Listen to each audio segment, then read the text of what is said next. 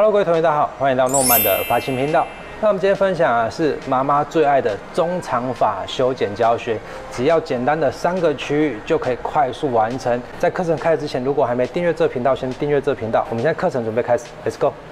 好，这是我们今天的模特，是我老婆的妈妈，就是我丈母娘啦。那我今天要帮她做的改造呢，就是因为她头发长了，然后顶部区这边已经开始扁塌了。那我今天会帮她做3个区域的修剪。第一个就是轮廓的修剪，再来就是层次跟顶部的蓬度。因为像我们很多客人啊，比较年长的时候，头发会变比较细，那比较细的时候，顶部区就很容易扁塌。那扁塌的状况啊，我们要做的就是一些层次上的调整，让它可以比较轻盈一点。我们又不要让头发下来变太薄、太虚的效果。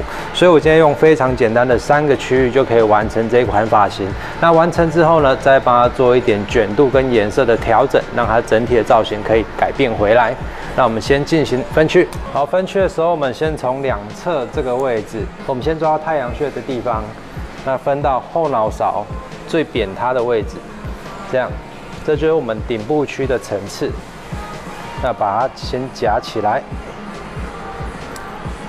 然后另外一边也是一样，分到太阳穴的位置。顶部区这一区啊，就是我们针对最蓬松的位置，所以这一块的层次会比较高。接下来的话就是2侧跟后面的掌握怎么做。2侧的话，因为是它的轮廓线，所以这一块不能剪短。这里如果你剪短的话，等下烫完就会缩上去，所以这一块要保留着。那我们要制造出内层的蓬度怎么做呢？我们必须保留后脑勺这个区块，因为这一区块啊，如果一塌，整个后脑勺就会扁的。所以我们要把这一个区块的头发分出来，我们分一个向下三角区，这样一个三角区，这样完成出来之后啊，我们就会先做轮廓的修剪。大家可以看到哦，整个发际边缘的长度我都保留出来了，这个就是我们整个轮廓长度的一个设定。然后再来呢，再剪中间这一块的蓬度，最后就是顶部区外轮廓的蓬度层次。好，那我们先来做修剪。那我们先用我们6寸的平剪，从后面这里先确定一个长度出来。那我要把它之前烫过啊，已经直掉的头发先修掉。那我们先平行修剪，然后顺着这里这样连接过来，这样放下来，碰到肩膀的位置，碰到它肩膀的位置，然后压低做修剪。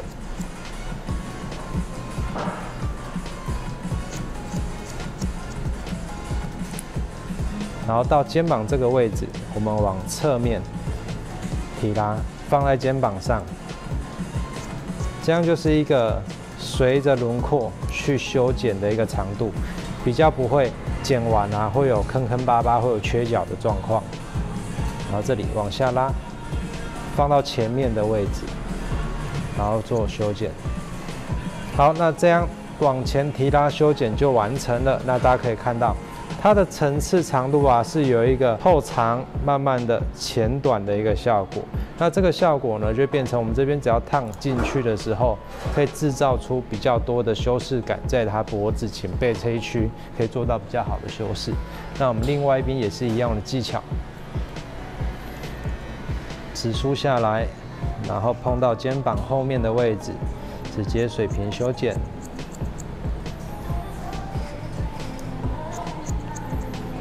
好，然后接下来到侧边肩膀的位置，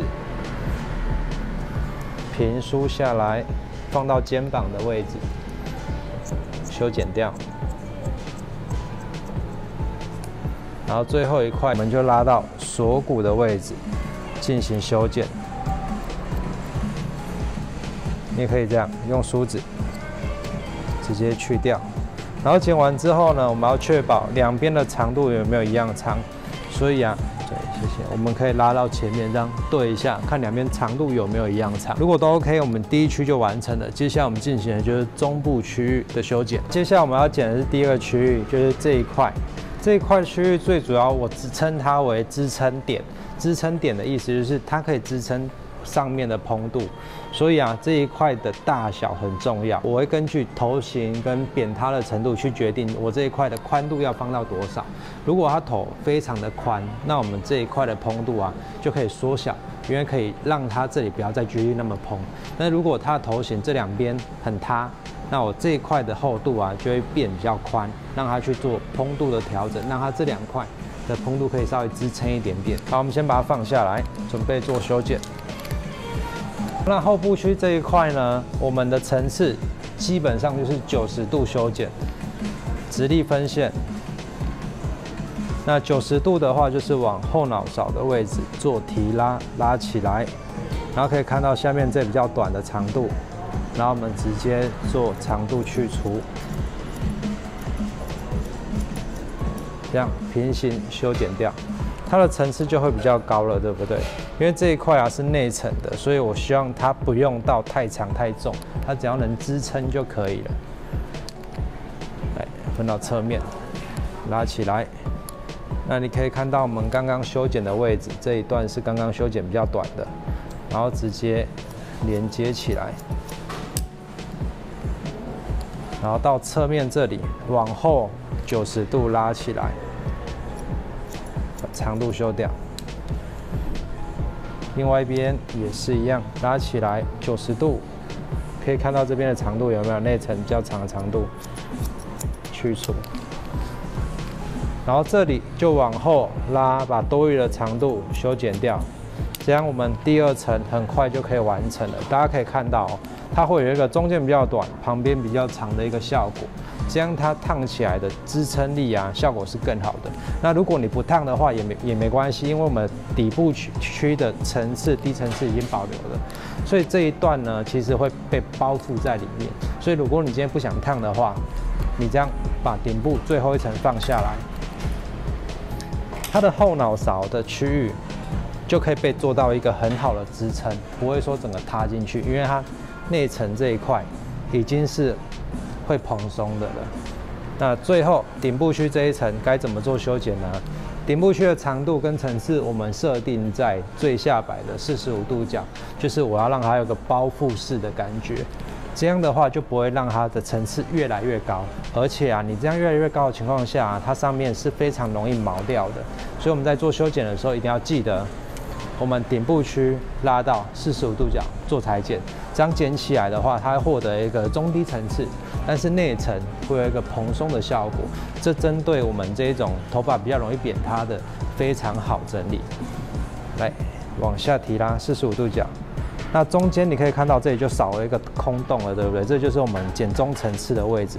然后中层次不用理它，没关系，我们直接拉到发尾的连接线，在这个位置上做连接，这样它就是一个中低层次外轮廓可以盖下来，把中段我们剪高层次的地方包着。这个也是我们称为它是不连接剪裁，但是它会针对每个头型跟效果去做。相对的，像我很常在我妈妈这种年纪的客人上做这样的操作，是因为它会变得非常的蓬松跟立体，然后支撑度、维持度也会比较好。第一片剪完了，我们接下来顺着头型360度去做修剪。好，往下提拉。把这多余的长度修剪掉，